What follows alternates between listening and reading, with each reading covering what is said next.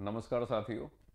हम पढ़ रहे थे भारतीय संविधान की विशेषताएं और कई दिन हो गए थे क्लास लिए हुए। बीच में एग्जाम वगैरह हो गए थे तो उनके सॉल्यूशन पेपर वगैरह में डाल रहा था। आज वापस अपना जो सिलसिला है उसको फिर शुरू करते हैं।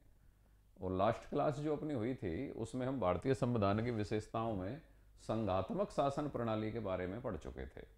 तो संघात्मक शासन प्रणाली को मैं बाकायदा जो मेरी पिछली क्लास है उस पर बोर्ड पे आपको ढंग से समझा चुका था। और जैसा कि आपको पता है कि मैं दोनों टेक्निक का प्रयोग कर रहा हूं पढ़ाने में, कि प्रिंटेड स्टडी मटेरियल को भी आपको एक बार पूरा रीड करवा देता हूं और उसमें से जितने भी सवाल बनते हैं वो सब डिस्कस करवा देता हूं। और उसके अलावा बिना मटेरियल के सीधे ही बोर्ड पर लिखकर समझा देता हूं। तो पहले तो जो बोर्ड पर लिखकर समझाने वाला मामला था वो अपना हो गया था। अब एक बार संघात्मक शासन व्यवस्था को प्रिंटेड नोट्स पर अपन देख लेते हैं, जिससे आपका बिल्कुल क्लियर हो जाएगा। ठीक है, तो देखते हैं भारतीय संविधान की विशेषता में जो संघात्मक व्यवस्था हमने अपनाई है तो उसकी विशेषता क्या है।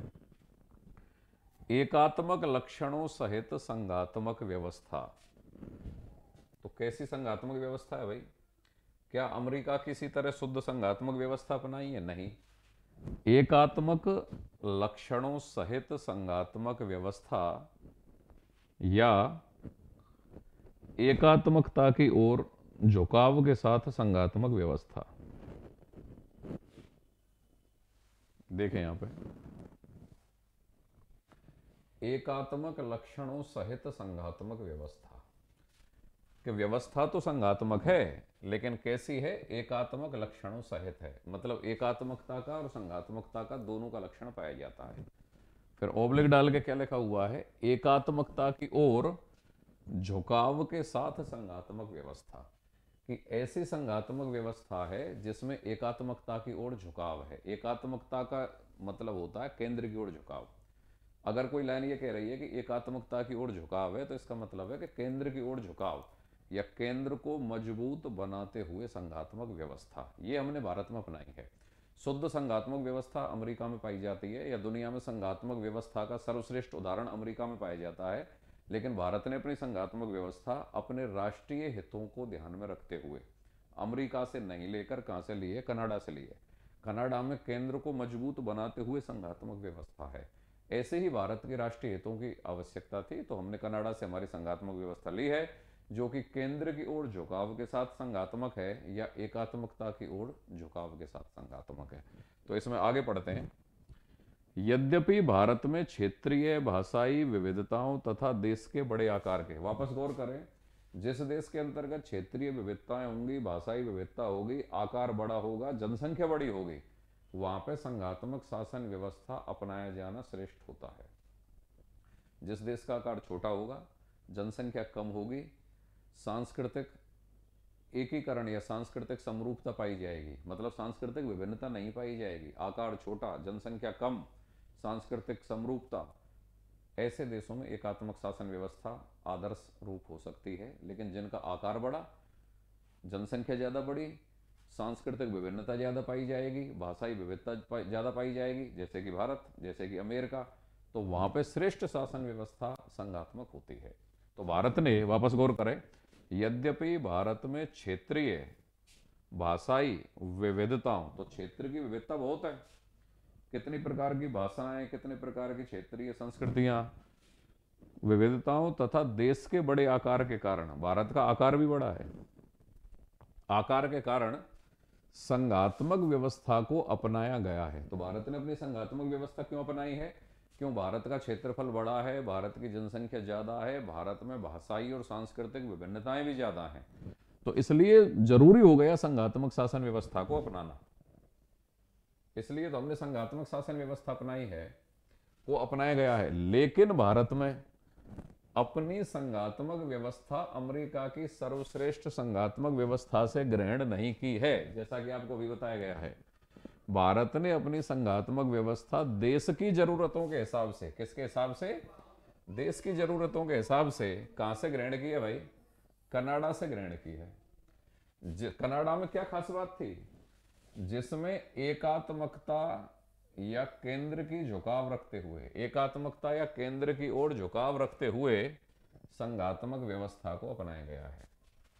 कनाडा की संघात्मक व्यवस्था में ये विशेषता थी कि केंद्र की ओर झुकाव रखते हुए या एकात्मकता की ओर झुकाव रखते हुए संघात्मक व्यवस्था को अपनाया गया है। वही मॉडल भारत ने अपना लिया है। भारतीय संविधान में कहीं भी संघ शब्द का इस्तेमाल नहीं। ये बहुत अच्छा सवाल बनता है, बार बार ये सवाल पूछा गया है कि भारतीय संविधान में संघ शब्द का उल्लेख नहीं पाया जाता। एग्जामिनर 2-3 लाइन देता है, फिर सवाल शुरू करता है कि सही उत्तर का चयन करें। तो क्या भारतीय संविधान में संघीय शब्द का प्रयोग है? संघीय शब्द का प्रयोग नहीं है। राज्यों का संघ या यूनियन ऑफ स्टेट्स, इस शब्द का प्रयोग है। तो भारतीय संविधान में संघीय शब्द का इस्तेमाल नहीं है। अनुच्छेद 1 के अनुसार भारत अर्थात इंडिया राज्यों का संघ होगा। यह है भारत के संविधान में। संघ शब्द या संघीय शब्द का प्रयोग भारत के संविधान में नहीं है। ढंग से पकड़ लो, पेपर में आता है। फिर किस चीज का प्रयोग है संघीय की जगह? राज्यों का संघ। किस शब्द का प्रयोग है? राज्यों का संघ, यूनियन ऑफ स्टेट्स। ठीक है। अनुच्छेद 1 कहता है भारत अर्थात इंडिया राज्यों का संघ होगा। रिवर्स फॉर्म में भी एग्जामिनर सवाल पूछता है, भारत अर्थात इंडिया राज्यों का संघ होगा किस अनुच्छेद के अनुसार? क्या उत्तर आएगा? अनुच्छेद 1 के अनुसार। जिसके दो अभिप्राय हैं। पहला, भारतीय संघ राज्यों के बीच हुए किसी समझौते का परिणाम नहीं है। कंसेप्ट बहुत ढंग से क्लियर करें। भारतीय संघ राज्यों के समझौते का परिणाम है क्या? नहीं है।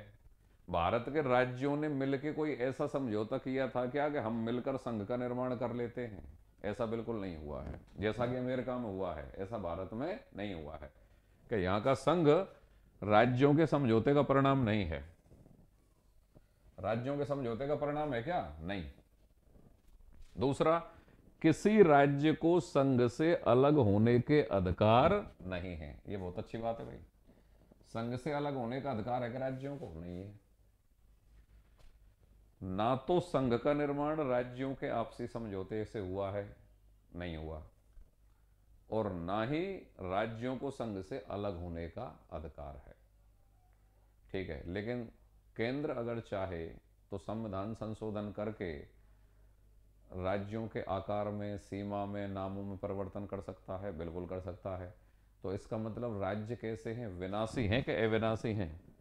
भारत में राज्य कैसे हैं? विनाशी हैं या अविनाशी हैं?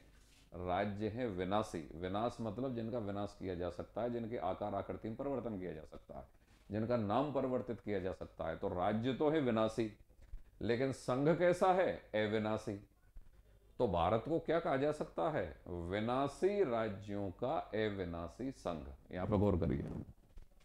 अर्थात भारत विनाशी राज्यों का अविनाशी संघ है। यह अपने आप में एक सवाल का जवाब है। भारत विनाशी राज्यों का अविनाशी संघ है या अविनाशी राज्यों का अविनाशी संघ है? कैसा है भाई? सवाल बना लेते हैं यहीं पे। इसको साइड में करूं। एग्जामिनर आपसे पूछता है कि भारतीय संघ की विशेषता क्या है, और ऑप्शन दे रहा है वो।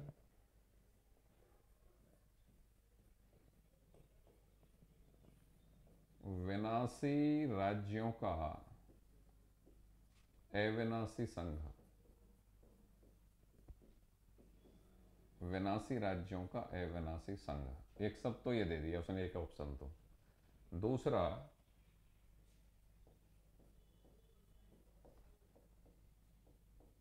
अविनाशी राज्यों का अविनाशी संघ।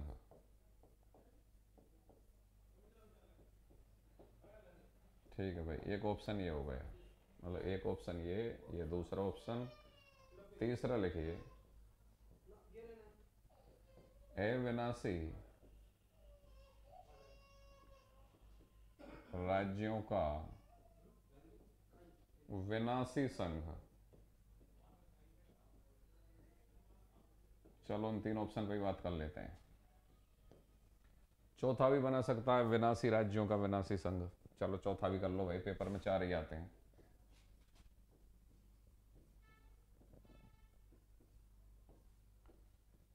विनाशी राज्यों का विनाशी संघ।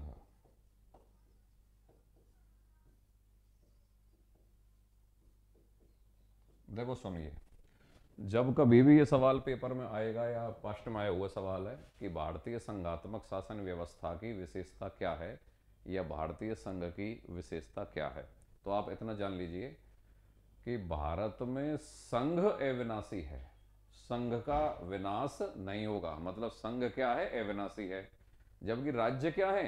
राज्यों के आकार, आकृति, नाम, इनमें परिवर्तन हो सकता है। राज्य का अस्तित्व भी समाप्त हो सकता है। 2-3 राज्यों को मिला के 2 राज्य भी कर सकता है केंद्र या संसद, अपने विशेष बहुमत से प्रस्ताव पारित करके या साधारण बहुमत से प्रस्ताव पारित करके हो जाती हैं चीजें। तो विशेष बहुमत से तो और बड़े कानून बन जाएंगे। किसी राज्य के आकार, आकृति, नाम में परिवर्तन तो संसद अपने साधारण बहुमत से प्रस्ताव पारित करके ही कर सकती है। इतना छोटा काम है ये केंद्र के लिए। तो लेकिन संघ क्या है? संघ है अविनाशी, मतलब संघ का विनाश नहीं होगा। राज्य क्या है? राज्य है विनाशी। तो भारत क्या है? विनाशी राज्यों का अविनाशी संघ। 2 शब्द पकड़ लिए। अब ऑप्शन पे आते हैं। विनाशी राज्यों का अविनाशी संघ, बिल्कुल सही उत्तर है भाई, ये सही है। विनाशी राज्यों का, राज्य कैसे हैं? विनाशी, लेकिन संघ कैसा है? अविनाशी। ठीक है, अविनाशी राज्यों का अविनाशी संघ। यहां ये बात तो ठीक है कि संघ तो अविनाशी है, लेकिन ये ठीक नहीं है कि राज्य अविनाशी है। राज्य क्या होते हैं? विनाशी होते हैं। अविनाशी राज्यों का विनाशी संघ, ये दोनों ही गलत हैं। राज्य भी अविनाशी नहीं होते और संघ भी विनाशी नहीं होता। विनाशी राज्यों का विनाशी संघ, राज्य विनाशी हो सकते हैं लेकिन संघ विनाशी नहीं होता। तो आंसर है ये, विनाशी राज्यों का अविनाशी संघ। हाँ भाई, आगे देखें। भारतीय संघात्मक शासन व्यवस्था की हम विशेषताएं पढ़ रहे थे। तो भारत क्या है? विनाशी राज्यों का अविनाशी संघ। बिल्कुल समझ में आ गया होगा आपके, विनाशी राज्यों का अविनाशी संघ। जबकि अमेरिका अविनाशी राज्यों का अविनाशी संघ। यहां पर गौर करें, अमेरिका की जो संघात्मक व्यवस्था है वहां पर संघ भी अविनाशी है, ये बात तो ठीक है। लेकिन राज्यों को भी, जैसे भारत की संसद साधारण बहुमत से प्रस्ताव पारित करके राज्यों की सीमाओं में, नामों में परिवर्तन कर सकती है, ऐसे अमेरिका की संसद या वहां की कांग्रेस ऐसा नहीं कर सकती है। तो वहां का राज्य भी अविनाशी है और संघ भी अविनाशी है। इसलिए अमेरिकी संघ की विशेषता क्या होगी? अविनाशी राज्यों का अविनाशी संघ। भारत की क्या होगी? विनाशी राज्यों का अविनाशी संघ। बिल्कुल क्लियर। ठीक है, आगे बढ़े। भारतीय संविधान में संघात्मक विशेषताएं। अब देखो एक चीज समझिए, अभी आपने पढ़ा कि भारतीय संविधान एकात्मकता की ओर झुकाव के साथ संघात्मक है। एकात्मकता की ओर झुकाव के साथ संघात्मक है, या केंद्र की ओर झुकाव के साथ संघात्मक है, या एकात्मकता की विशेषताओं के साथ संघात्मक है। तो कहने का मतलब यह है कि एकात्मक और संघात्मक दोनों प्रकार की विशेषताएं भारतीय संविधान में हैं। तो एग्जामिनर यहां पर सवाल डालता है कि कौन सी विशेषताएं भारतीय संविधान की ऐसी हैं जो एकात्मकता वाली हैं, कौन सी विशेषताएं भारतीय संविधान में ऐसी हैं जो संघात्मकता वाली हैं। तो इन पर हम गौर करते हैं। भारतीय संविधान में संघात्मक विशेषताएं, हाँ भाई, 2 सरकारें। संघात्मक अगर विशेषता है तो केंद्र और प्रांत 2 सरकारें पाई जाएंगी, और केंद्र और प्रांतों के बीच में शक्तियों का विभाजन भी होगा। तो 2 सरकारें भारत में है, केंद्र सरकार, प्रांत सरकार, बिल्कुल है। तो यह संघात्मक की विशेषता होगी। ठीक है, दूसरा, शक्तियों का विभाजन। शक्तियों का विभाजन है भारतीय संविधान में, आपने पढ़ा है। केंद्र सूची, राज्य सूची, समवर्ती सूची, इन सूचियों में जो विषय होते हैं उन विषयों पर कानून बनाने की शक्ति, अगर केंद्र सूची के विषय हैं तो उन पर कानून बनाने की शक्ति केंद्र सरकार की। अगर प्रांतीय सूची के विषयों में जो हैं शामिल, प्रांतीय सूची में जो विषय शामिल हैं उन पर कानून बनाने की शक्ति राज्य सरकारों की। समवर्ती सूची के विषयों पर यद्यपि दोनों ही सरकारें कानून बना सकती हैं, लेकिन अगर दोनों का कानून टकराता है तो फिर केंद्र का कानून माना जाएगा। तो कुल मिला के शक्तियों का विभाजन भारतीय संविधान में पाया जाता है, जो कैसी विशेषता है? संघात्मक की। ठीक है, लिखित संविधान बिल्कुल ढंग से जान लो कि जहां कहीं पे भी संघात्मक व्यवस्था होगी वहां स्पष्ट रूप से लिखा हुआ संविधान होना अनिवार्य है या आवश्यक है। क्यों आवश्यक है? क्योंकि अगर संविधान लिखित है तो संविधान में ये लिख दिया जाता है कि ये वाली शक्तियां केंद्र सरकार की, ये वाली शक्ति प्रांत सरकार की। और अगर एक दूसरे सरकारें एक दूसरे की शक्तियों का अतिक्रमण कर रही हैं तो विवाद का निपटारा करने के लिए स्वतंत्र व निष्पक्ष न्यायपालिका का होना भी जरूरी होता है। तो स्वतंत्र व निष्पक्ष न्यायपालिका का पाया जाना संघात्मक और शक्तियों का विभाजन, लिखित संविधान संघात्मक शासन व्यवस्था की अनिवार्य शर्त होती है। संविधान की सर्वोच्चता, और वह जो लिखित संविधान है ना उसकी सर्वोच्चता भी होनी चाहिए, क्योंकि उसी संविधान से केंद्र सरकार अपनी शक्ति प्राप्त करती है और उसी संविधान से राज्य सरकार अपनी शक्ति प्राप्त करती है। भले ही किसी देश विशेष में, जैसे भारत को ही ले, केंद्र सरकार के पास शक्ति ज्यादा है, राज्य सरकारों के पास शक्तियां कम है, तो इतना ही मान लो केंद्र बड़ा भाई है और राज्य छोटा भाई है। लेकिन इसका मतलब ये नहीं है कि छोटा भाई मतलब राज्य केंद्र से शक्ति प्राप्त कर रहा है या केंद्र राज्यों को शक्ति दे रहा है ना। संविधान ये समझ लीजिए पिता है दोनों का, दोनों बड़ा भाई और छोटा भाई संविधान से शक्ति प्राप्त कर रहे हैं, चाहे किसी के बट में कम आए चाहे किसी के बट में ज्यादा आए। तो यहाँ पे ये जो शब्द आ रहा है ना कि संविधान की सर्वोच्चता, सर्वोच्चता किसकी होगी? संविधान की होगी। संविधान की कठोरता, ये चीज और ढंग से समझ लें। संघात्मक शासन व्यवस्था का मतलब भारत की संघात्मक शासन व्यवस्था नहीं है। जब कभी भी आप संघात्मक शासन व्यवस्था के सवाल अटेम्प्ट करोगे तो दुनिया की सर्वश्रेष्ठ संघात्मक व्यवस्था अमेरिका में पाई जाती है। तो अमेरिका के संविधान की जो संघात्मक व्यवस्था की जो विशेषता है, पेपर में सवाल अटेम्प्ट करते वक्त वो आपके ध्यान में होनी चाहिए। संघात्मक व्यवस्था का आदर्श रूप है अमेरिका। तो संघात्मक व्यवस्था की क्या विशेषताएं हैं, इनका मतलब है अमेरिकी संघात्मक व्यवस्था की क्या विशेषताएं। तो यहां पे जो ये लाइन लिख रहा है ना कि लिखित संविधान होगा, संविधान की सर्वोच्चता होगी और संविधान की कठोरता होगी। तो यहां आप ये समझ, आपके दिमाग में सवाल आ सकता है कि साहब भारत का संविधान कठोर कहां है? आपने तो पढ़ाया था कि भारत का संविधान कठोर और लचीले दोनों का मिश्रण है। बिल्कुल सही बात है, हमारा संविधान कठोर नहीं है, लेकिन ये बात भी ठीक है कि हमने सर्वश्रेष्ठ संघात्मक व्यवस्था नहीं अपनाई है। हमने संघात्मक व्यवस्था का मॉडल कहां से लिया है? कनाडा से लिया है। और सर्वश्रेष्ठ संघात्मक व्यवस्था कहां है? अमेरिका में। अगर शुद्ध संघात्मक व्यवस्था अपनाई जाती है तो वहां संविधान कैसा होना चाहिए? कठोर ही होना चाहिए। इतना लचीला भी नहीं होना चाहिए कि केंद्र सरकार या संसद कोई भी साधारण प्रस्ताव पारित करके या साधारण बहुमत से ही कितना भी बड़ा संविधान में परिवर्तन कर दे। अगर ऐसा हो जाता है तो फिर केंद्र पावरफुल हो जाएगा, और केंद्र अगर पावरफुल हो जाता है तो राज्यों में असंतोष हो जाएगा कि नहीं हो जाएगा? उनकी शक्तियों को हड़प लेगा केंद्र या नहीं हड़पेगा? या उनको दबाव में रखेगा कि नहीं रखेगा? रखेगा। और अगर राज्यों में असंतोष होता है तो केंद्र और राज्यों के मध्य तनाव उत्पन्न होगा कि नहीं होगा? होगा। और केंद्र और राज्यों के बीच में अगर तनाव उत्पन्न हो जाता है तो संघात्मक व्यवस्था सही ढंग से चलेगी या लड़खड़ा के चलेगी? लड़खड़ा के चलेगी, मतलब सही ढंग से नहीं चल पाएगी अगर केंद्र और राज्यों के बीच में तनाव हो गया तो केंद्र और राज्यों के बीच में तनाव को रोकने के लिए, दोनों के सीमा और दायरे एकदम से फिक्स करने के लिए जरूरी क्या है कि जो संविधान है वो लिखित में हो, जो संविधान है वह कठोर हो, मतलब साधारण बहुमत से ही उसमें परिवर्तन नहीं होना चाहिए। ये कंडीशन है शुद्ध संघात्मक व्यवस्था की। तो यहाँ पे जो संघात्मक, भारतीय संविधान में संघात्मक जो विशेषताएं हैं, इनमें जो संविधान की कठोरता वाला तत्व है, इस पे एक पॉइंट पे गौर करें। भारत के संविधान में लचीलापन भी है और कठोरता भी है। तो कठोरता का अंश है या नहीं है? है। तीसरे प्रकार का जो संविधान संशोधन होता है, आपको पहले पढ़ाया हुआ है, अनुच्छेद 368 के तहत संविधान संशोधन दो प्रकार से होता है। एक तो होता है संसद के विशेष बहुमत से, लेकिन दूसरा प्रकार जो है, जो केंद्र राज्य संबंधों को प्रभावित करने वाला अगर संविधान संशोधन हो रहा है तो वह संसद के विशेष बहुमत के साथ साथ कम से कम आधे राज्यों के विधानमंडल से भी पारित होना चाहिए। मतलब बिना आधे राज्यों के विधानमंडल से पारित हुए बिना वह संविधान संशोधन नहीं माना जाएगा।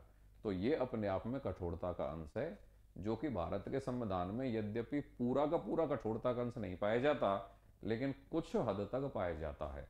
ऐसे संविधान संशोधन जो 7वीं अनुसूची के अनुसार प्रभावित होते हैं या केंद्र राज्य संबंधों को प्रभावित करने वाले होते हैं और 7वीं अनुसूची के अनुसार निर्धारित होते हैं, उनके अंतर्गत आधे राज्यों के विधानमंडल से भी पारित होना जरूरी है। उससे पहले वो संसद के विशेष बहुमत से पारित होकर आएगा, फिर आधे राज्यों के विधानमंडल से भी पारित होना जरूरी है, तभी वो हुए माने जाएंगे। तो कठोरता का अंश पूर्ण रूप से ना सही लेकिन आंशिक रूप से भारतीय संविधान की संघात्मक व्यवस्था में पाया जाता है। आगे बढ़ो। स्वतंत्र न्यायपालिका। हाँ जी, संघात्मक शासन व्यवस्था के संचालन के लिए स्वतंत्र व निष्पक्ष न्यायपालिका का होना जरूरी है। तो भारत में न्यायपालिका स्वतंत्र है। स्वतंत्र न्यायपालिका हमारे यहाँ नीति निर्देशक तत्वों में भी अनुच्छेद 50 में पढ़ा जाता है कि कार्यपालिका से न्यायपालिका का पृथक्करण किया जाएगा या न्यायपालिका की स्वतंत्रता की रक्षा की जाएगी। तो भारत में न्यायपालिका पर कार्यपालिकीय नियंत्रण अनावश्यक नहीं है, न्यायपालिका स्वतंत्र है। अगला, संसद के 2 सदन, ये चीज जरूर गौर करें। संसदात्मक शासन व्यवस्था के अंतर्गत जो केंद्रीय विधानमंडल होता है, मतलब संसद, उसके 2 सदन पाए जाएंगे भारत में, लोकसभा और राज्यसभा। राज्यसभा का मतलब राज्यों की सभा। तो संसद के 2 सदन, उच्च सदन राज्यसभा। भारत में राज्यसभा क्या है? उच्च सदन। और लोकसभा क्या है? निम्न सदन। जब संसद पढ़ाएंगे तो इसको डिटेल में पढ़ाएंगे, फिलहाल इतना देखें। उच्च सदन, उच्च सदन का मतलब राज्यसभा, राज्यों का सदन है। किसका सदन है भाई? राज्यों का सदन है। कहने का मतलब यह है कि अगर संघात्मक शासन व्यवस्था है तो केंद्रीय विधानमंडल द्विसदनीय होगा और जो दूसरा सदन है या जो उच्च सदन है वह राज्यों का सदन होगा। अमेरिका में द्वितीयक सदन जो है वो सीनेट है। क्या है? सीनेट, प्रतिनिधि सभा, वहां का प्राथमिक सदन या लोकप्रिय सदन, जैसे कि हमारे यहाँ पे लोकसभा है। हमारे यहाँ जैसे राज्यसभा द्वितीयक सदन या उच्च सदन है, वैसे वहां पे सीनेट है। और अमेरिका में 50 राज्य हैं और एक राज्य से 2 सदस्य सीनेट में जाते हैं। कितने सदस्य जाते हैं? 2 सदस्य जाते हैं। भारत में असमान प्रतिनिधित्व है राज्यों का द्वितीय सदन या राज्यसभा में, क्योंकि यहाँ तो राज्य की जनसंख्या के हिसाब से अलग अलग सीटें राज्यों की होती हैं उच्च सदन में या संसद के द्वितीय सदन या उच्च सदन या राज्यसभा में। तो ये पॉइंट कि संसद के 2 सदन होंगे, बिल्कुल है। उच्च सदन मतलब राज्यसभा, राज्यों का सदन है। तो ये संघात्मक विशेषताएं भारत के संविधान में है या नहीं है? हैं। अब आगे देखिए, एकात्मक लक्षण। अब भारत के संविधान को तो आप अगर पढ़ेंगे तो आप जानेंगे कि भारत में एकात्मक और संघात्मक दोनों प्रकार के लक्षण पाए जाते हैं। तो एकात्मक कौन कौन से हैं भाई, वो देखिए। देखो एक चीज समझ लेना, जैसे ही बात आएगी कि एकात्मक, हर वह लक्षण एकात्मक लक्षण है जो केंद्र को मजबूत बना रहा है, और हर वह लक्षण संघात्मक लक्षण होता है जो केंद्र के साथ साथ राज्यों को भी स्वतंत्रता या स्वायत्तता प्रदान कर रहा होता है। तो एक एक लक्षण पर गौर करें। अब एकात्मक देखिए कौन कौन से हैं। एकात्मक मतलब पावर को केंद्र पे ले जाने वाले, केंद्र को मजबूत बनाने वाले। अब देखिए, एक संविधान, बिल्कुल सही बात भाई। शुद्ध संघात्मक अगर व्यवस्था है जैसे कि अमेरिका, तो वहां पे दोहरा संविधान पाया जाएगा, केंद्र का अलग होता है और प्रांतों का अलग होता है। भारत में एक ऐसा संविधान है, संविधान में संशोधन की प्रक्रिया जो शुरू होती है वो संसद में होती है। अधिकांश संविधान संशोधन संसद या केंद्र का विधानमंडल केवल अपने स्तर पर कर लेता है, राज्यों से बात भी नहीं करता। केवल 7वीं अनुसूची को प्रभावित करने वाले संविधान संशोधन या केंद्र राज्य संबंधों को प्रभावित करने वाले संविधान संशोधन ही ऐसे होते हैं जो केंद्र के या संसद के विशेष बहुमत के साथ साथ आधे राज्यों के विधानमंडल से भी पारित होने चाहिए, लेकिन उनकी संख्या बड़ी कम होती है। ज्यादातर संविधान संशोधन ऐसे होते हैं जो केंद्र या संसद केवल अपने स्तर पर ही कर लेती है, राज्यों से बात भी नहीं करती। तो अगर संविधान संशोधन केवल केंद्र के स्तर पर या संसद के स्तर पर ही किए जा रहे हैं तो यहाँ पर केंद्र मजबूत हो रहा है कि नहीं हो रहा? हो रहा है। जैसे ही केंद्र मजबूत होता है तो वो एकात्मकता की ओर झुकाव या बढ़ाव या एकात्मकता की प्रवृत्ति होती है या नहीं होती है? होती है। यही ये पॉइंट है। एक संविधान, सबसे पहले तो एक संविधान, राज्यों का अपना पृथक कोई संविधान ही नहीं है, केवल एक ही संविधान है और उस संविधान में अधिकांश संशोधन केवल केंद्र या संसद अपने स्तर पर ही कर लेती है। तो एक संविधान का पाया जाना एकात्मकता की ओर बढ़ाव है। दूसरा, एक नागरिकता या एक एरी नागरिकता। शुद्ध संघात्मक व्यवस्था अमेरिका में पाई जाती है, वहां नागरिकता दोहरी होती है, केंद्र की अलग होती है, प्रांतों की अलग होती है। लेकिन भारत में जो भी कोई नागरिक है वो भारत सरकार का नागरिक है, अलग अलग प्रांतों की कोई नागरिकता नहीं है। सिटीजनशिप के कॉलम में कैपिटल बोल्ड अक्षरों में क्या लिखते हैं? इंडियन। एक कौन सी फिल्म में जाने शायद सन्नी देओल डायलॉग देता है कि और हम सिटीजनशिप का जो कॉलम आता है उसमें हम बोल्ड अक्षर में लिखते हैं इंडियन। तो इंडियन, तो नागरिक कौन सा है? इंडियन। ऐसा नहीं कोई राजस्थान का, हरियाणा का, यूपी का। तो एक नागरिकता एक एरी नागरिकता का पाया जाना एकात्मकता को बढ़ावा देगा। नागरिकता संबंधी कानून कौन बनाता है? संसद कानून बना के बनाती है, राज्यों के विधानमंडल नहीं बनाते। तो कौन देश का नागरिक होगा, कौन नागरिक नहीं होगा, किस किस प्रकार के कानून बनेंगे, ये कौन बनाता है? केवल संसद बनाती है। संसद ही क्यों बनाती है? क्योंकि एक एरी नागरिकता है, एक ही नागरिकता है। तो जब संसद ही बनाती है, नागरिकता भी एक एरी है, तो एकात्मकता या केंद्र हावी होगा कि नहीं होगा? होगा। आगे अगली विशेषता, एकल न्यायपालिका।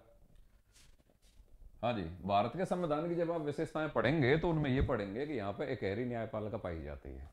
एकहरी न्यायपालिका का मतलब क्या होता है? एकहरी न्यायपालिका का मतलब यह है कि यद्यपि सर्वोच्च न्यायिक संस्था सुप्रीम कोर्ट है और प्रांतों में उच्च न्यायालय या हाई कोर्ट पाए जाते हैं, लेकिन यहां क्लियर कट समझें, प्रांतों में पाए जाने वाले हाई कोर्ट सुप्रीम कोर्ट की अधीनस्थ संस्थाएं हैं। सुप्रीम कोर्ट के द्वारा दिया गया कोई भी निर्णय पूरे देश के सभी न्यायालयों के लिए, हाई कोर्ट से नीचे डिस्ट्रिक्ट कोर्ट और नीचे वाले भी जो कोर्ट होते हैं, उन सभी के लिए कानून का काम करता है। प्रांतों में पाए जाने वाले उच्च न्यायालय या हाई कोर्ट केंद्र के सुप्रीम कोर्ट से इस प्रकार पृथक नहीं है जैसे कि प्रांतीय कार्यपालिका केंद्र की कार्यपालिका से पृथक है, प्रांतीय व्यवस्थापिका केंद्रीय व्यवस्थापिका से पृथक है। उस प्रकार प्रांतों में पाए जाने वाले हाई कोर्ट या उच्च न्यायालय सुप्रीम कोर्ट से पृथक नहीं है। उनकी भौतिक स्थिति प्रांतों के अंतर्गत पड़ती है, लेकिन हैं वो सुप्रीम कोर्ट की ही अधीनस्थ संस्थाएं। जबकि प्रांतीय व्यवस्थापिका या प्रांतीय कार्यपालिका केंद्रीय व्यवस्थापिका या केंद्रीय कार्यपालिका की अधीनस्थ संस्थाएं नहीं है, वो उससे बिल्कुल पृथक है और अलग है, और अपने राज्य सूची के विषयों पर अपना मनमाफिक कानून बना सकती हैं, बशर्ते वो संविधान के अकॉर्डिंग हो। लेकिन केंद्र की व्यवस्थापिका या कार्यपालिका से पृथक होकर अपने अधिकार क्षेत्र में जो विषय आते हैं उन पर वो कोई भी कानून बना सकती है और उनको लागू कर सकती है। तो ये जो पृथककरण जो कि केंद्रीय व्यवस्थापिका और प्रांतीय व्यवस्थापिका के बीच है, या केंद्रीय कार्यपालिका और प्रांतीय कार्यपालिका के बीच है, इस प्रकार का पृथककरण हाई कोर्ट या उच्च न्यायालय और सुप्रीम कोर्ट के बीच में नहीं है। सुप्रीम कोर्ट ने अगर कोई निर्णय दिया तो हाई कोर्ट सहित नीचे के देश के सभी न्यायालयों के लिए वो कानून का काम करेगा। इसलिए भारत में व्यवस्थापिका भी दोहरी है, केंद्र के अलग प्रांत के अलग, कार्यपालिका भी दोहरी है, केंद्र के अलग प्रांत के अलग, लेकिन न्यायपालिका एकहरी है। ये बात समझ में आ गई होगी। तो न्यायपालिका का एकहरापन, जैसे आपने देखा होगा कि सुप्रीम कोर्ट के जो भी जज हैं या हाई कोर्ट के जो भी जज हैं, हाई कोर्ट मतलब उच्च न्यायालय के जो भी जज हैं, उनकी नियुक्ति राष्ट्रपति ही करता है। कौन करता है? राष्ट्रपति, मतलब केंद्रीय कार्यपालिका का मुखिया वो करता है। तो न्यायपालिका का एकहरा पाया जाना, एकल नागरिकता, एकहरा संविधान, एकल न्यायपालिका, तो ये सारी चीजें क्या है कि शक्ति को केंद्र के खाते में दे रही हैं। ये एक केंद्र के खाते में दे रही हैं, तो एकात्मक लक्षण होगा या संघात्मक होगा? एकात्मक होगा। आगे बढ़ो। आपात उपबंध, जर्मनी के वाइमर संविधान से आपात उपबंध भारत के संविधान में लिए गए, और आपने ये पढ़ा होगा कि आपात परिस्थितियों में अनुच्छेद 352, 356 और 360 में आपात उपबंधों का प्रावधान है। अनुच्छेद 352, 356 और 360 में आपात उपबंधों का प्रावधान है। मतलब 352 में राष्ट्रीय आपातकाल का प्रावधान, 356 में संवैधानिक आपातकाल या राज्यों में राष्ट्रपति शासन का प्रावधान, और 360 में वित्तीय आपातकाल का प्रावधान। जब ये आपातकाल लगते हैं तब उस समय देश में कानून बनाने की शक्ति संसद के पास आ जाती है, और राष्ट्रपति के पास शक्ति आ जाती है, केंद्र के पास शक्ति आ जाती है। कानून देश के लिए कौन बनाती है? संसद बनाती है। तो जैसे ही आपातकाल की घोषणा राष्ट्रपति करता है, तो उस स्थिति में क्या होता है? जैसे ही आपातकाल की घोषणा होती है उस स्थिति में पावर कहां पे ट्रांसफर हो जाती है? केंद्र के पास हो जाती है। केंद्र के पास जब हो जाती है तो ये एकात्मकता बढ़ती है कि संघात्मकता बढ़ती है? एकात्मकता बढ़ती है। तो आपात उपबंधों का पाया जाना भारतीय संविधान में एकात्मकता को बढ़ाएगा या संघात्मकता को बढ़ाएगा? एकात्मकता को बढ़ाएगा। अगला पॉइंट देखें एकात्मकता बढ़ाने वाला, राष्ट्रपति द्वारा राज्यपालों की नियुक्ति। राज्यपालों की नियुक्ति कौन करता है? राष्ट्रपति करता है। राज्यपाल क्या होते हैं? प्रांतीय कार्यपालिका का मुखिया होता है। जैसे केंद्रीय कार्यपालिका का मुखिया या केंद्रीय विधानमंडल का एक सदस्य राष्ट्रपति होता है, वैसे ही प्रांतीय विधानमंडल का एक अंग या प्रांतीय कार्यपालिका का मुखिया राज्यपाल होता है। सामान्यतः ऐसा देखा जाता है कि किसी राजनीतिक दल के एक बड़े योग्य और अनुभवी व्यक्ति को, जो कि सक्रिय राजनीति से जिसको रिटायरमेंट दे दिया जाता है, तो उसको विपक्षी पार्टी द्वारा शासित राज्यों में राज्यपाल बना के केंद्र सरकार द्वारा भेजा जाता है। और चुनावों के बाद जब केंद्र सरकार दूसरी आती है तो वो अपने फिर आउटडेटेड, सब तो थोड़ा हल्का है, सक्रिय राजनीति से जिन सीनियर लीडर्स को बाहर बैठाया जाता है और जो थोड़े तेज तर्रार होते हैं उनको राज्यपाल बना के भेज दिया जाता है। अच्छा, उनमें भी जो तेज तर्रार होते हैं उनको राज्यपाल बना के ऐसे राज्य में भेजा जाता है जहां का मुख्यमंत्री थोड़ा सा कड़क हो और केंद्र सरकार को सीधे चुनौती पेश कर रहा हो। तो वहां पे अपना जो दमदार राजनेता, जो अपने समय पे दमदार रहा होता है लेकिन उसको सक्रिय राजनीति से हटाया जा रहा होता है, उसको वहां पे राज्यपाल बना के भेज दिया जाता है। अब भारत का संविधान धीरे धीरे आगे बढ़ेंगे तो उसमें कई उपबंध आप ऐसे पढ़ोगे कि जैसे राज्यपाल है, अगर राष्ट्रपति संविधान का अतिक्रमण कर रहा है तो संसद महाभियोग की प्रक्रिया के द्वारा प्रस्ताव पारित करके राष्ट्रपति को हटा देगी। लेकिन राज्यपाल को उसके पद से हटाने के लिए राज्य विधानमंडल के पास ऐसी कोई शक्ति या कोई प्रावधान नहीं है। तो राज्यपाल अगर स्वतंत्र व्यक्तित्व का व्यक्ति है और प्रधानमंत्री का उसको आशीर्वाद प्राप्त है, प्रधानमंत्री का मेरा मतलब है प्रधानमंत्री के थ्रू राष्ट्रपति से होते हुए राज्यपाल का आशीर्वाद प्राप्त है, इनडायरेक्टली प्रधानमंत्री का यह आशीर्वाद प्राप्त है। जब राज्यपाल पढ़ेंगे थोड़ा डिटेल में आएंगे इस चीज पे। वापस गौर करें, स्वतंत्र व्यक्तित्व का धनी है, बोल्ड नेचर का है और सत्ताधारी दल ही तो राज्यपाल बना के भेजेगा विपक्षी राज्यों में उसको, और उसमें प्रधानमंत्री स्पष्ट बहुमत की सरकार लेके बैठा है और उस प्रधानमंत्री का पूरा आशीर्वाद प्राप्त है राज्यपाल को, और किसी अपोजिशन गवर्नमेंट वाले राज्य में भेज दिया जाता है उसको, तो कितना बड़ा खतरा बन सकता है उस राज्य सरकार के लिए, ये आप व्यावहारिक भारतीय राजनीति में देख रहे होंगे। दिल्ली से लेके बंगाल से लेके जहां कहीं पे भी जाओगे, महाराष्ट्र तक, तो वहां थोड़ा सा क्या है कि कई बार राज्यपालों के बारे में राज्य सरकारों के द्वारा विवादास्पद बयान या नाराजगी जाहिर की जाती है। तो ये जो राज्यपाल है, राष्ट्रपति द्वारा राज्यपाल की नियुक्ति, कल्पना करें कि केंद्र में एक दल को स्पष्ट बहुमत आ गया, उसी दल ने अपने किसी व्यक्ति को, सीनियर लीडर को राष्ट्रपति बना दिया, तो राष्ट्रपति भी पूर्व में उसी दल का आदमी है, ठीक है, स्पष्ट बहुमत है केंद्र में। दो चार राज्यों में, भारत के दो चार राज्यों के अंतर्गत विपक्षी पार्टियों की सरकार आ गई, तो विपक्षी पार्टियों की सरकार को तंग करने के लिए, परेशान करने के लिए केंद्र सरकार व्यावहारिक दृष्टि से क्या करती है कि अपने किसी तेज तर्रार लीडर को राज्यपाल बना के उन राज्यों में भेज देती है। फिर वहां मुख्यमंत्री और उसकी सरकार और राज्यपाल के बीच संवैधानिक खींचातान चलती रहती है। दोनों ही व्यक्ति अपनी दृष्टि में संविधान सम्मत होते हैं लेकिन खींचातान चलती रहती है। तो राष्ट्रपति द्वारा जब राज्यपाल की नियुक्ति राज्यों में की जाती है और वो भी वहां के मुख्यमंत्रियों से बिना पूछे, बिना उनकी सहमति लिए अपने पसंद के व्यक्तियों को राज्यपाल बना के जब वहां भेजा जाता है और वो राज्यपाल जब वहां की सरकार के कान टाइट करता है, तो ये केंद्र और राज्यों के बीच में तनाव का कारण बनता है कि नहीं बनता? बनता है। दूसरी बात कि ये जो राज्यपाल होता है ये राष्ट्रपति के द्वारा केंद्र में भेज दिया जाता है, राष्ट्रपति के द्वारा राज्यों में भेज दिया जाता है, इसको पद से हटाता भी राष्ट्रपति ही है। तो राज्यपालों को हटाने की या नियुक्त करने की पूरी पावर केंद्र के पास है कि नहीं है? राष्ट्रपति कौन है? केंद्र सरकार का कार्यपालक ये मुखिया या केंद्रीय विधानमंडल का एक सदस्य है। तो केंद्र ने राज्यपाल को थोप दिया राज्यों के ऊपर, वो राज्य सरकारों को परेशान कर रहा है। तो इससे एकात्मकता हावी हो रही है, संघात्मकता हो रही है? राज्यपाल की नियुक्ति से एकात्मकता हो रही है। ठीक है, आगे देखें। सशक्त केंद्र, ये हम भारतीय संविधान के एकात्मक लक्षण पढ़ रहे हैं और ये भारतीय संविधान के संघात्मक लक्षण थे। तो यहाँ पे देखें, सशक्त केंद्र। भारतीय संविधान जब आप पढ़ोगे तो एकात्मकता की ओर झुकाव के साथ संघात्मक है। तो केंद्र सशक्त है कि नहीं है? केंद्र सशक्त है भाई, हमारा सशक्त केंद्र। और अखिल भारतीय सेवाएं, अब वापस देखिए, केंद्र अगर सशक्त होता है, सशक्त मतलब शक्ति का केंद्र होता है या शक्ति ज्यादा से ज्यादा केंद्र के पास होती है, तो वो एकात्मकता होती है कि संघात्मकता? एकात्मकता। भारत में केंद्र सशक्त है कि नहीं है? बिल्कुल है, क्योंकि केंद्र सूची में विषय ज्यादा है, राज्य सूची में विषय कम है। तो एक तो विषयों के बंटवारे में केंद्र मजबूत हो गया, ठीक है। आपात उपबंध राष्ट्रपति के पास होते हैं, जो कि केंद्रीय विधानमंडल का एक अंग है या केंद्रीय कार्यपालिका का मुखिया है। इस संदर्भ में भी केंद्र मजबूत हो गया। आपातकाल में कानून बनाने की शक्ति केंद्रीय विधानमंडल संसद के पास आती है, इसलिए भी केंद्र सशक्त हो गया।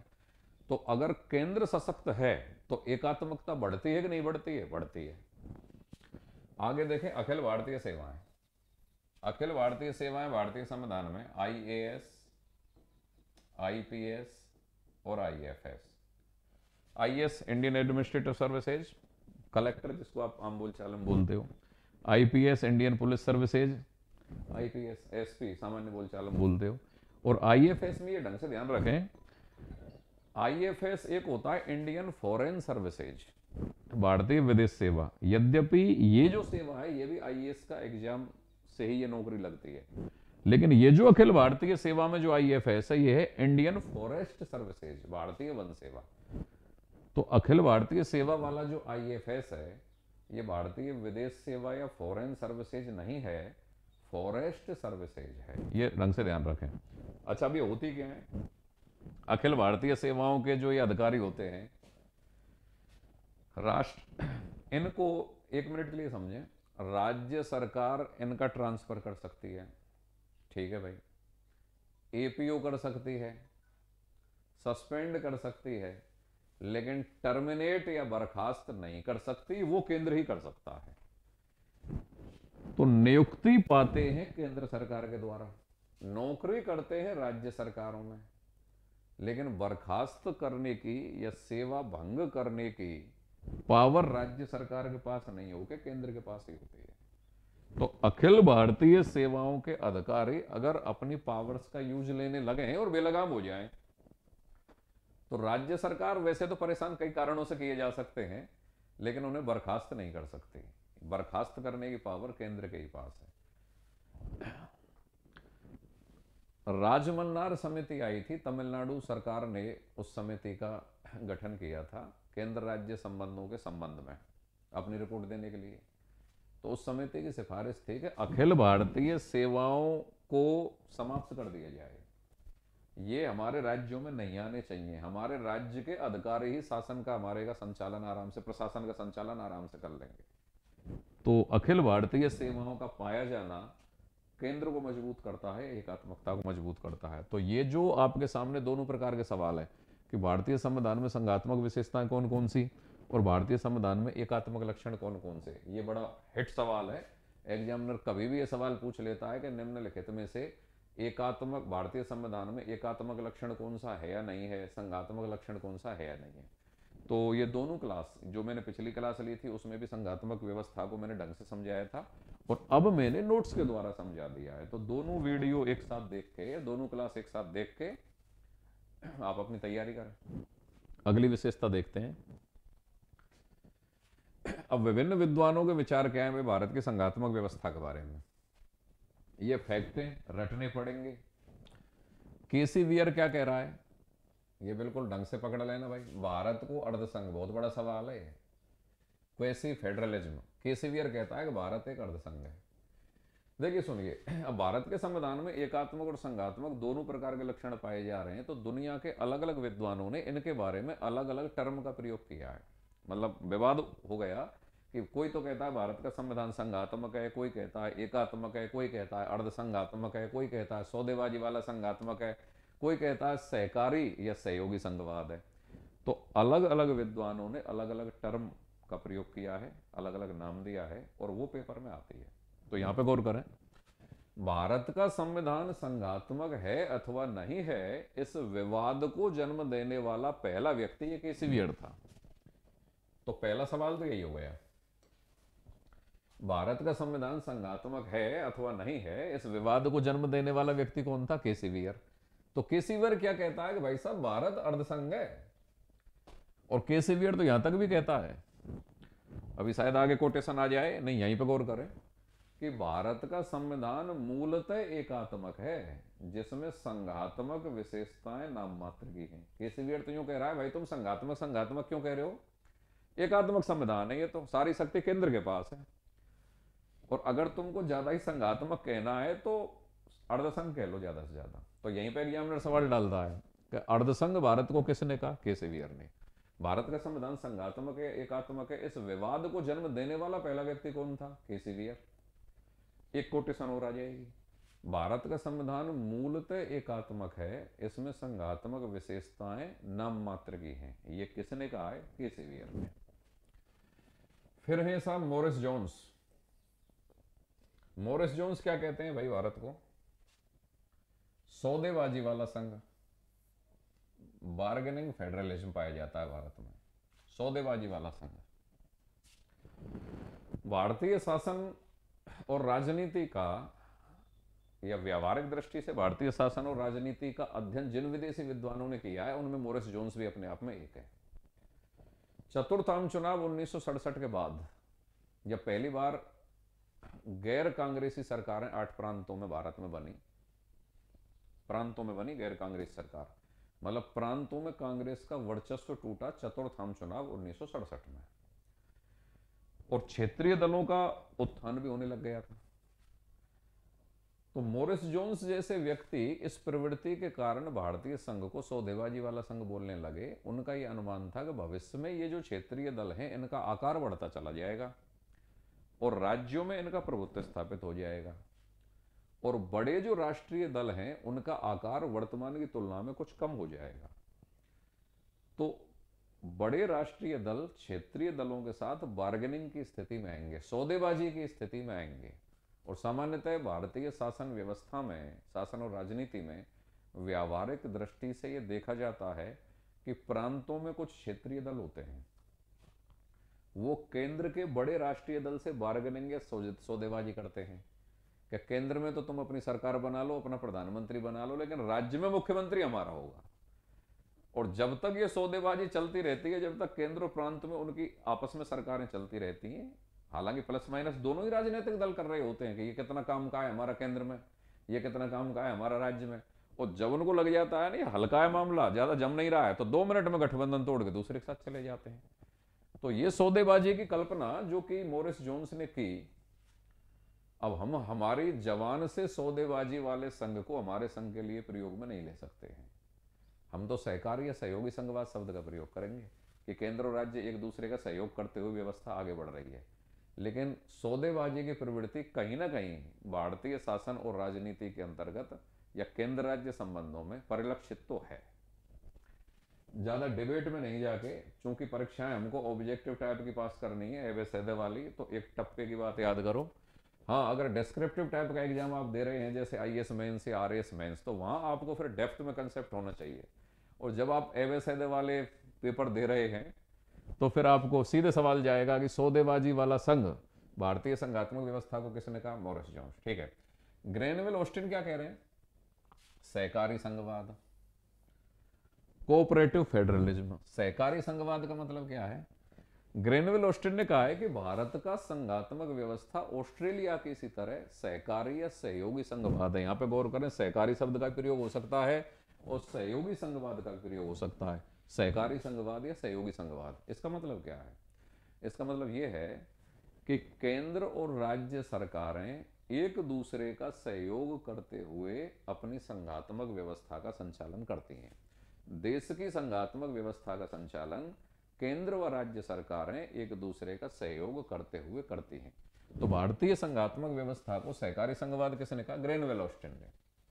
आइवर जेनिंग्स क्या कह रहे हैं भाई?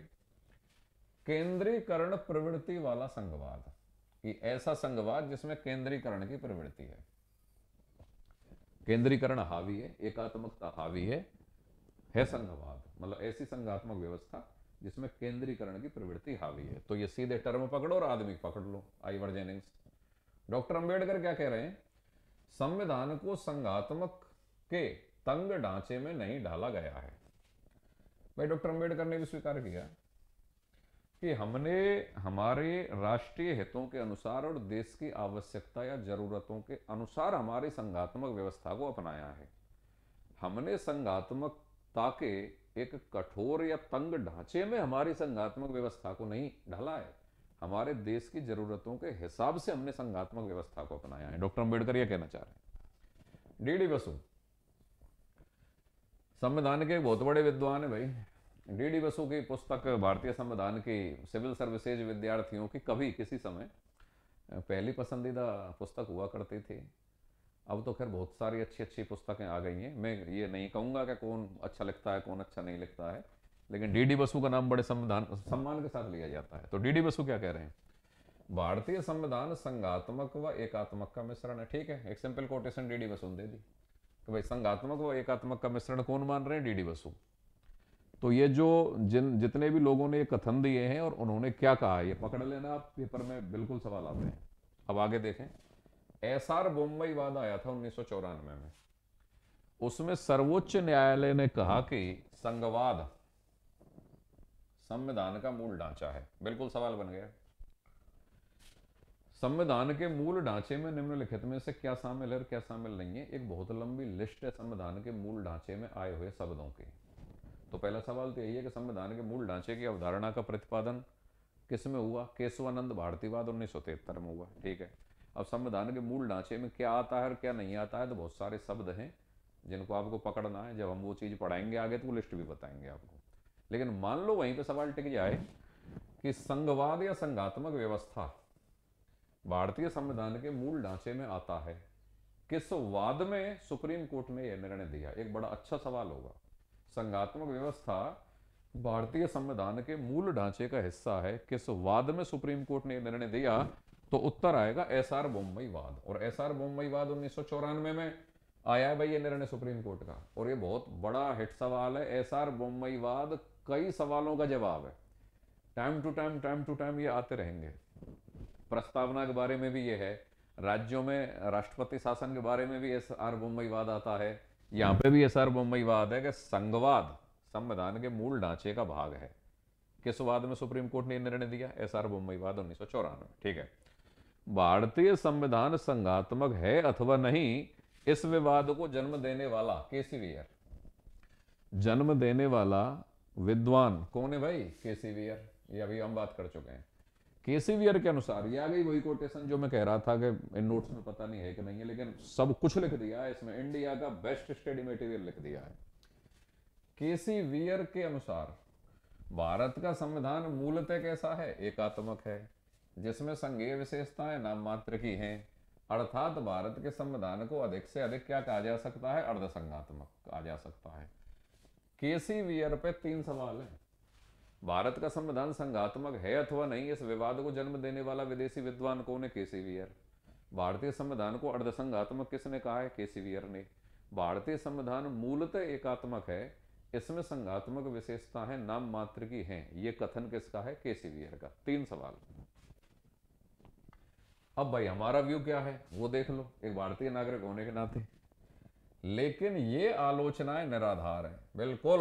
जो हमारे संविधान निर्माताओं ने संविधान में लिख दिया, उसके अलावा उसके खिलाफ या उससे परे जाकर अगर कोई भी विदेशी विद्वान कुछ भी कह रहा है तो हम उसको स्वीकार नहीं करेंगे। ये सब निराधार है।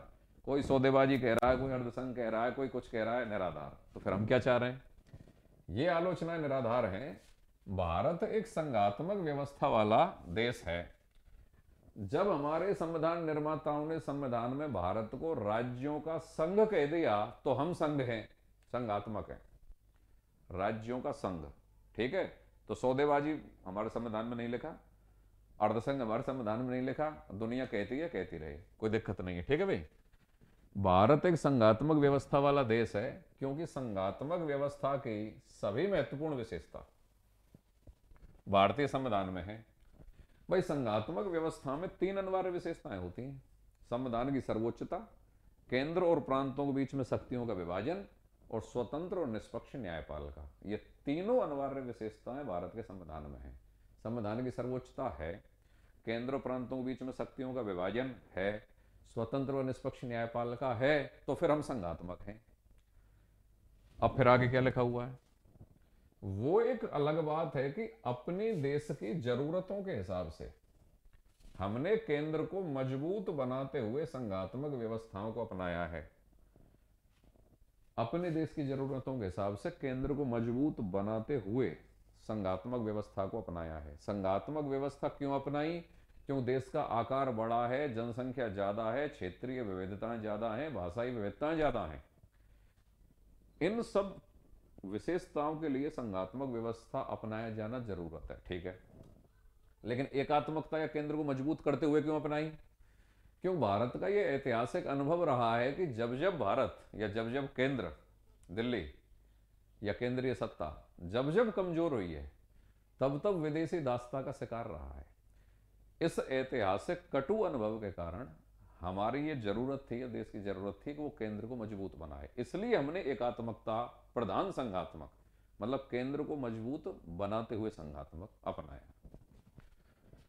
वो एक अलग बात है कि अपने देश की जरूरतों के हिसाब से हमने केंद्र को मजबूत बनाते हुए संघात्मक व्यवस्थाओं को अपनाया है। अर्थात भारत सैद्धांतिक दृष्टि से संघात्मक है तथा व्यावहारिक दृष्टि से एकात्मकता प्रधान संघात्मक या केंद्र की ओर झुकाव के साथ संघात्मक, कोई सा भी शब्द आ जाए उसको पकड़ लेना।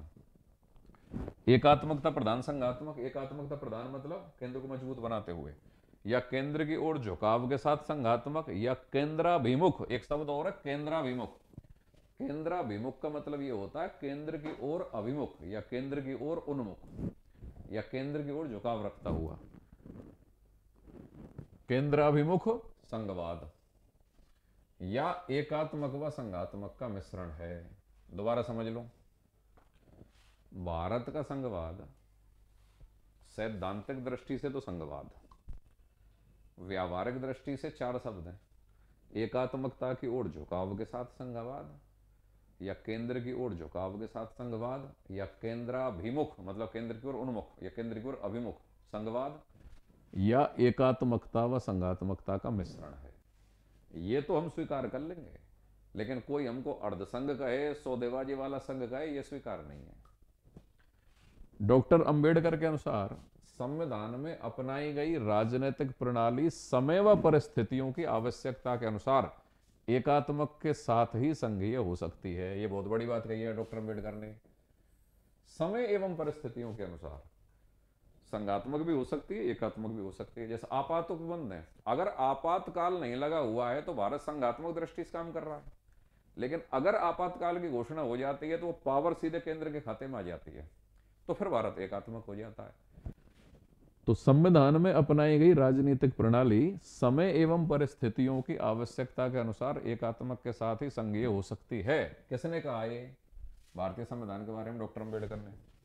बहुत बड़ी कोटेशन कि भारतीय संविधान के बारे में किस विद्वान ने यह कहा कि संविधान में अपनाई गई प्रणाली आवश्यकता और परिस्थितियों के अनुसार एकात्मक से संघात्मक या संघात्मक से एकात्मक हो सकती है। डॉक्टर अंबेडकर ने। असममितीय संघवाद, भारतीय संघवाद की एक और विशेषता है असममितीय संघवाद या एसिमेट्रिक फेडरलिज्म। इस शब्द को पकड़ लेना, सरल भाषा में समझ लो। हर प्रांत के लिए अलग अलग नियम हो सकते हैं, या कुछ प्रांतों के लिए अलग अलग नियम हो सकते हैं। मतलब सभी प्रांतों के लिए कठोरतम दृष्टि से एक जैसे ही नियम हो, ये जरूरी नहीं है। और सरल भाषा में समझो, असम्मितीय संघवाद का मतलब यह है कि कुछ प्रांतों के लिए असम या विषम नियम हो सकते हैं, या कुछ प्रांतों के लिए कुछ स्पेशल या विशेष उपबंध हो सकते हैं। ये है इसका मतलब। अब पढ़ो, असम्मितीय संघवाद, इसका अर्थ है भारत में सभी राज्यों के लिए एक जैसे उपबंध नहीं है। ये है इसका मतलब। असम है, विषम है, या अलग उपबंध भी हो सकता है। अर्थात भिन्न भिन्न राज्यों की प्रादेशिक समस्याओं और मांगों के कारण विशेष उपबंध कुछ राज्यों के लिए किए गए हैं। भाई अलग अलग राज्यों की अलग अलग आवश्यकता है, डिमांड है, जरूरत है, मजबूरी है, उसके कारण कुछ राज्यों के लिए कुछ अलग उपबंध भी किए गए हैं। ये असम्मित संघवाद है। सम्मित संघवाद वो होता है सभी राज्यों के लिए एक जैसा नियम। असम्मित संघवाद वो होता है अलग अलग राज्यों के लिए आवश्यकता के कारण कुछ अलग नियम भी हो सकते हैं। जैसे मणिपुर, नागालैंड, सिक्किम, मिजोरम, अरुणाचल प्रदेश और पूर्व में जम्मू कश्मीर। पूर्व में का मतलब जब धारा 370 का पुनर्गठन हुआ है उससे पहले आदि राज्यों के लिए अन्य राज्यों से भिन्न उपबंध किए गए हैं। अगर कुछ राज्यों के लिए भिन्न उपबंध किए जाएं बाकी राज्यों से तो असम्मित संघवाद कहा जाता है। तो भारत के संविधान में लक्षण है, अतः भारत असम्मित संघवाद का एक उदाहरण है।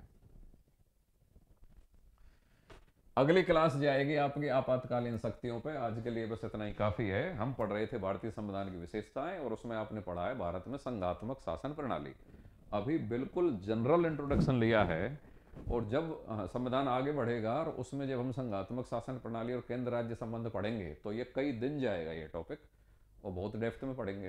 फिलहाल तो हम भारतीय संविधान की विशेषताओं के रूप में एक हल्का सा इंट्रोडक्शन लिया था इसका। भारतीय संविधान को काफ़ी सरल भाषा में और डेप्थ में पढ़ने के लिए आप लगातार जुड़े रहें YouTube channel polity with D Parashar और पंत इंस्टीट्यूट अलवर ऐप से। Thank you.